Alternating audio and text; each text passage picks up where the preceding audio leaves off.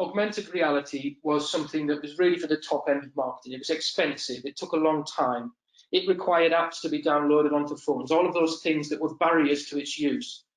But we've been looking at ways of getting around those solutions. So we're using AR to replicate things like, sure, if you've got a product, for example, that has always benefited from hands-on contact with your prospects and customers, we've now developed ways to put those products into the hands of your customer without the need for an app, without the need for huge expense, without the need for a long time in development.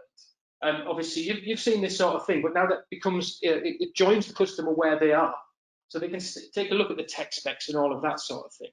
Equally, however, we know that not all of you have tangible products. You do services, and they're not as easy to imagine in AR. But what we've developed here is that, as you can see on the right, we use AR to bring your brand closer to the customer, to take your brand to them, even though you can't be there in person. We can animate your logo, which becomes a click-through, to things like looking at applications or data. And that's really important, the idea that we can use AR to visualize data that people can then interact with.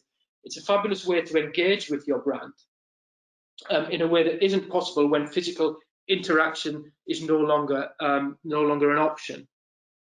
So AR now is absolutely accessible to all.